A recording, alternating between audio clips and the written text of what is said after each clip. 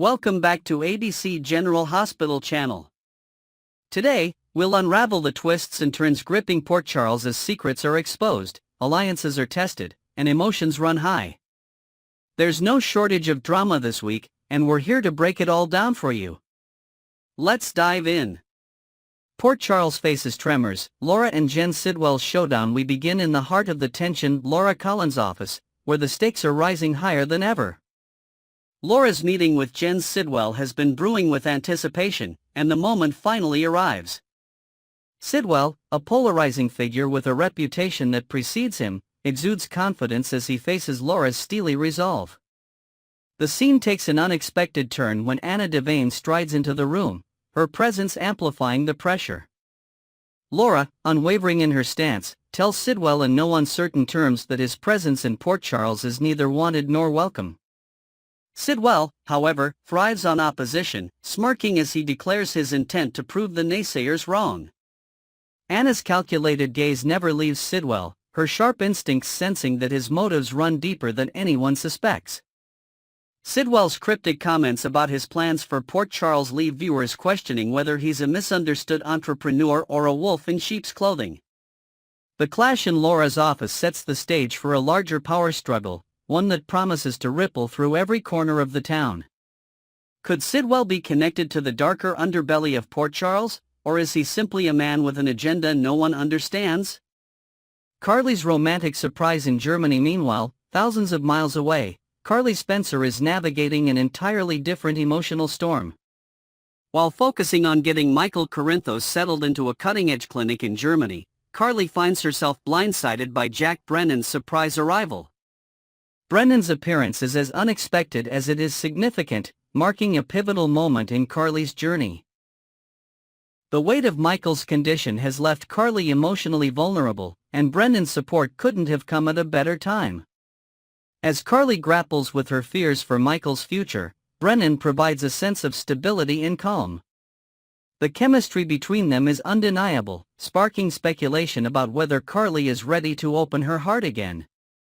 Brennan's mysterious edge adds complexity to their dynamic. He's not the typical bad boy Carly is drawn to, but his enigmatic nature makes him just as intriguing. Fans can't help but wonder, is Brennan a fleeting distraction, or could he become a lasting part of Carly's life? Their growing connection is a refreshing subplot amidst the chaos, offering a glimmer of hope for Carly's future. Lulu's new role, a double-edged sword. Back in Port Charles, Lulu Spencer finds herself at a professional crossroads. After receiving an enticing job offer, she nervously asks if it means she's officially hired. Joining Deception seems like the fresh start Lulu desperately needs, but the prospect of working under Brooklyn Quartermain looms large. Their history is fraught with tension, and the thought of collaborating in the high-pressure cosmetics industry feels like a ticking time bomb. As Lulu contemplates her next move, the weight of her past with Brooklyn resurfaces.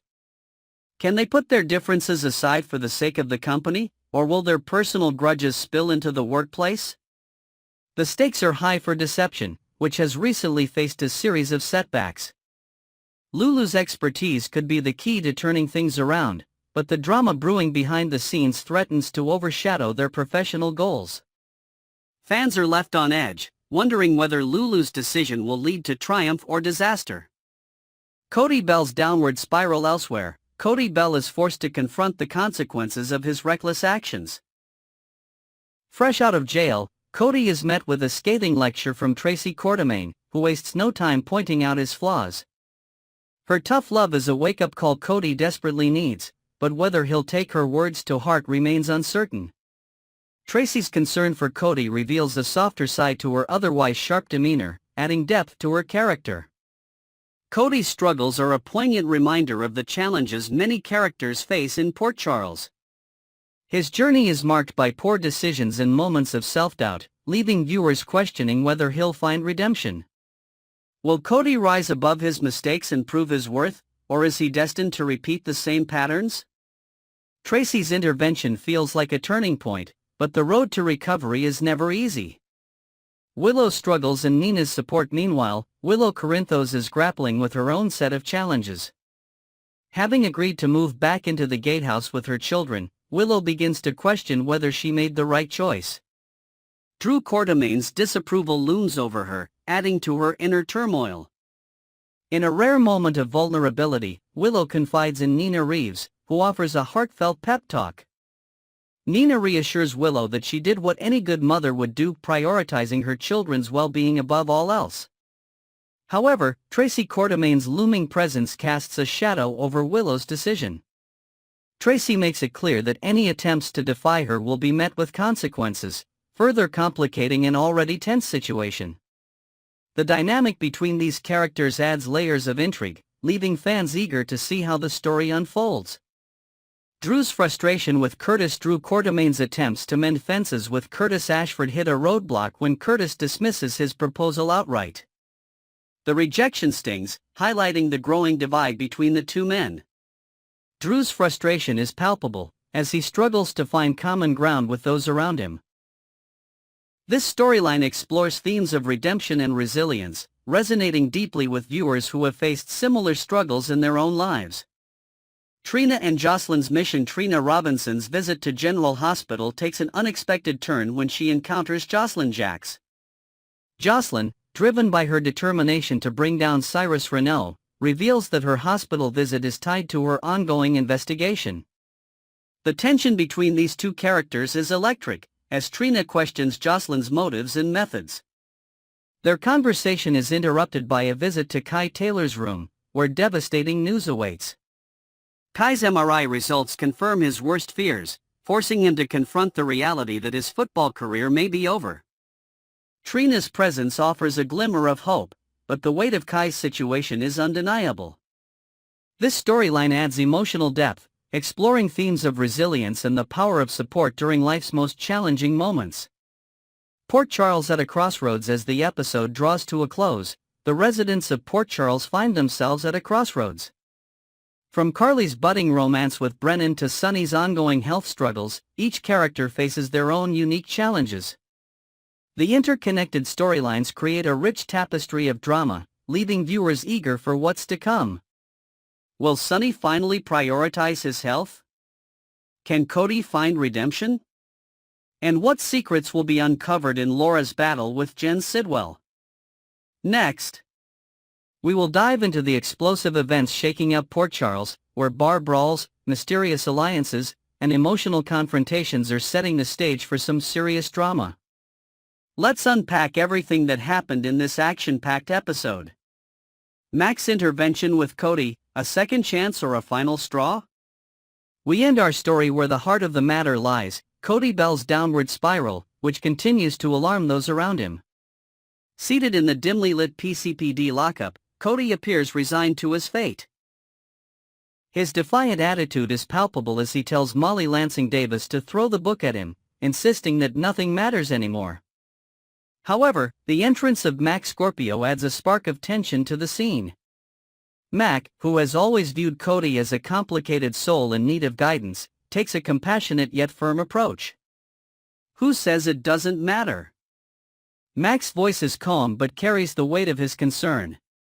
His presence seems to break through Cody's hardened demeanor, but only slightly. Mac acknowledges Cody's apology but presses further, pointing out that this is not just a one-time incident but the second bar brawl in a row. His concern runs deeper than the fights themselves. Mac wants to understand what is driving Cody's self-destructive behavior. Is Cody struggling with unresolved issues, or is there something deeper that no one has seen yet? Mac's paternal instincts kick in as he urges Cody to open up, suggesting that facing the root of his problems might be the first step toward redemption. This moment feels like a turning point, with Mac's tough love offering Cody a lifeline if only he's willing to take it. Molly's role in the chaos, a voice of reason. Before Mac's arrival, Molly Lansing Davis plays the role of mediator, trying to steer Cody toward accountability. Her frustration is evident as she explains that the owner of Charlie's Pub is willing to drop charges if Cody agrees to pay for the damages caused during the fight. However, Cody's financial struggles quickly come to light as he admits he has no money to offer. His refusal to take responsibility angers Molly, who leaves the room with a shake of her head. Molly's presence in this storyline adds a layer of complexity, as her relationship to both Cody and Lucky Spencer indirectly ties her to the conflict. Her legal expertise and her connection to the Davis family position her as a potential problem solver, but Cody's stubbornness creates a roadblock.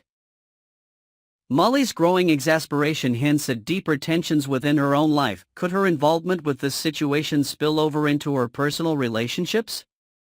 Lucky and Liz, a moment of reflection. In the nearby interrogation room, Liz Baldwin tends to Lucky Spencer's injuries from the fight. Her gentle touch contrasts with the chaos of the evening, creating a moment of intimacy between the two characters. Liz insists that Lucky shouldn't even be at the PCPD, pointing out that Cody started the fight. However, their conversation quickly shifts from the physical altercation to more pressing matters. As Liz cleans Lucky's wounds, she cleverly pivots the conversation toward their ongoing case involving Cyrus Renaud. Her suggestion that Lucky smooth things over with Cody by challenging him to a card game is both practical and playful, showcasing Liz's ability to think on her feet. This interaction highlights the deep history and unspoken connection between Lucky and Liz, leaving fans wondering if their partnership could evolve into something more. Felicia's insight and Mac's dilemma. In the squad room, Felicia Scorpio discusses Cody's troubling behavior with Mac. Her insight adds depth to the situation, as she reminds Mac that Cody's father also had a rebellious streak. This moment of reflection serves as a reminder of the generational patterns that often shape the characters of Port Charles. Felicia's suggestion that Mac intervene with Cody underscores her belief in second chances, but Mac's hesitation reveals his uncertainty about whether Cody can truly change.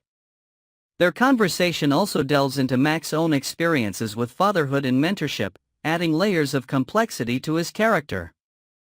Felicia's unwavering support for Mac hints at the strength of their relationship, even as they navigate the challenges posed by Cody's actions. This subplot not only enriches the episode but also sets the stage for future storylines involving Mac and Felicia's roles as mentors and parental figures. The drama unfolds at Charlie's pub. Meanwhile, back at Charlie's pub, Christina Corinthos Davis is in her element, preparing for the reopening celebration. The festive atmosphere is briefly interrupted when Cody and Lucky's earlier altercation comes to light. Christina recounts the events to Jordan Ashford and Alexis Davis, expressing her frustration over the chaos. Despite the setback, Christina remains determined to make the night a success. As the evening progresses, Lucy Coe and Jen Sidwell make their grand entrance, adding an air of mystery to the festivities. Jen's charm and Lucy's enthusiasm create an intriguing dynamic, particularly when Lucy sends a message to Laura Collins on Jen's behalf. Their conversation hints at Jen's ambitious plans for Port Charles, leaving viewers curious about his true motives. Could Jens be a key player in the town's next major power struggle? Alexis and Christina, a mother-daughter bond. Amid the hustle and bustle of the reopening, Alexis takes a moment to express her pride in Christina's accomplishments. Their conversation is heartfelt, highlighting the strength of their bond despite past conflicts. Jordan's arrival adds a layer of complexity, as she compliments Christina's efforts while subtly acknowledging the tension caused by Cody and Lucky's altercation. This scene serves as a reminder of Christina's resilience and determination to carve out her own identity in Port Charles.